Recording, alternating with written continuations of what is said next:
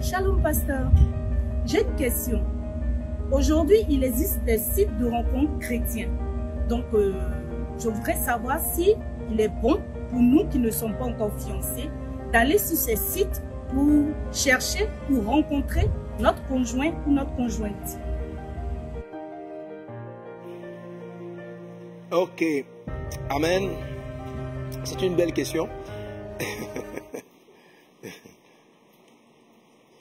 Ok.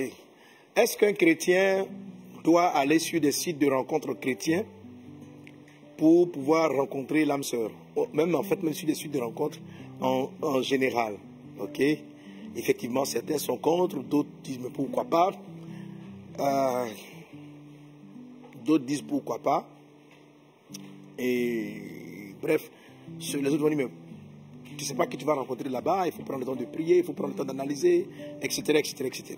Ok, gloire à Dieu.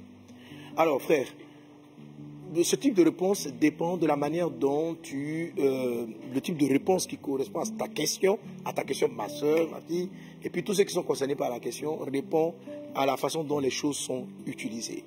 Ok, à la façon dont elles sont utilisées. La première des choses, d'abord parlons de la valeur des rencontres. On dit ici de rencontres, on parle de la valeur des rencontres.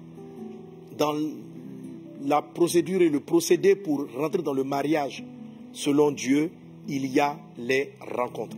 Il y a les rencontres. Ok?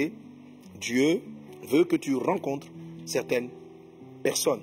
Lorsque Adam allait se marier, lorsque Dieu a dit il n'est pas bon que Adam soit seul, la Bible dit qu'avant de l'endormir pour créer Ève, Dieu lui a envoyé les animaux pour voir comment est-ce qu'il les appellerait. Et Adam a commencé à donner des noms aux animaux. Et quand cette partie finie, attends, on va la lire carrément, nous sommes dans Genèse, chapitre 2. Amen.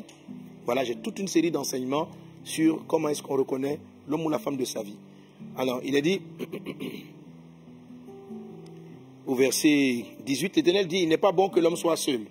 Genèse 2, 18. Je lui ferai une aide semblable à lui.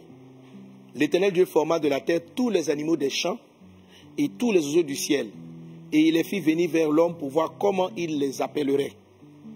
Et afin que tout être vivant portât le nom que lui donnerait l'homme.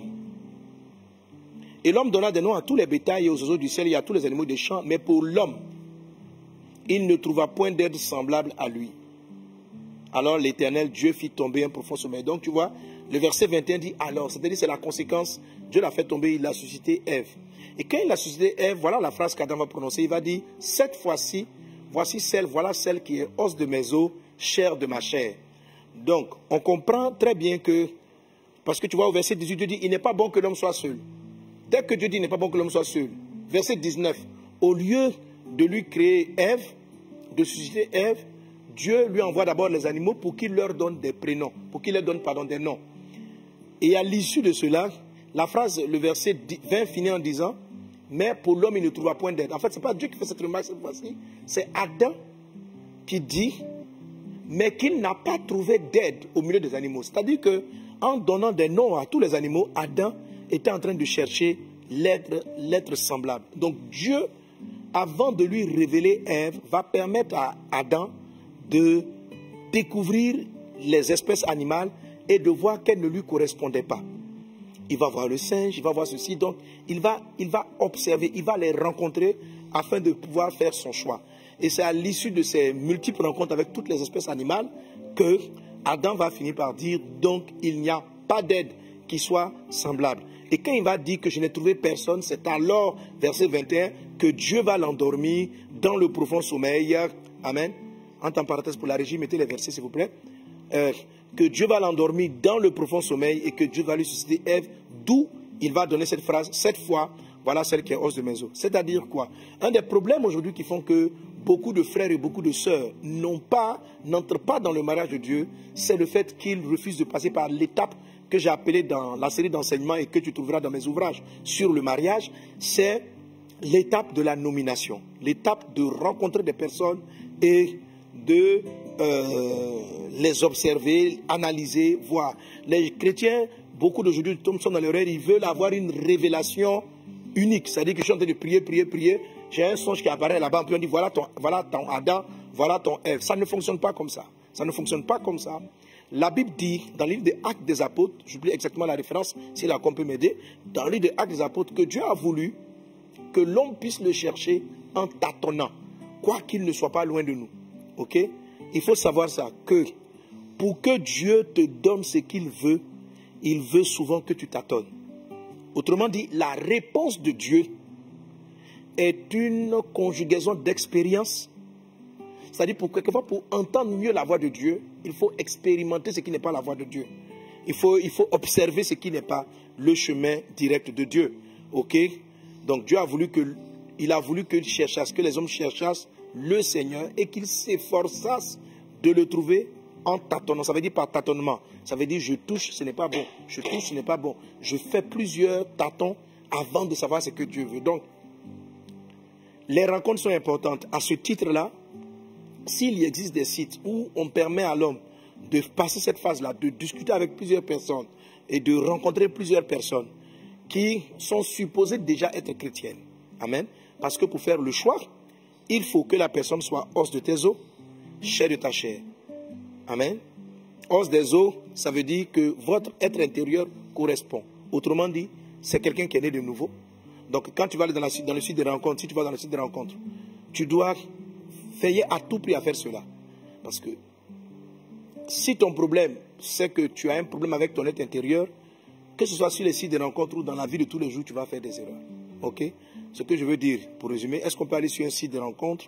Oui, à condition d'être suffisamment mature dans ses eaux et d'avoir d'être mature pour pouvoir, sur le plan spirituel bien sûr, et puis voilà, d'être suffisamment mature pour pouvoir avoir un bon discernement. Ce n'est pas parce que je vais sur un site chrétien que je vais tomber sur des nés de nouveau. Ce n'est pas parce que je vais sur un site chrétien que je vais tomber sur quelqu'un qui me corresponde. Ce n'est pas parce que je vais sur un site chrétien, je suis tout aussi susceptible de me tromper sur un site chrétien que dans la vie réelle. Pour pouvoir avoir le bon discernement, il faut mon être intérieur, os de mes os, chair de ma chair. Amen. Donc voilà. Alors on reprend. Est-ce qu'un chrétien peut aller sur un site de rencontre? Oui. Est-ce qu'un chrétien peut aller aller avoir des rencontres où les singles se retrouvent pour échanger, pour se rencontrer?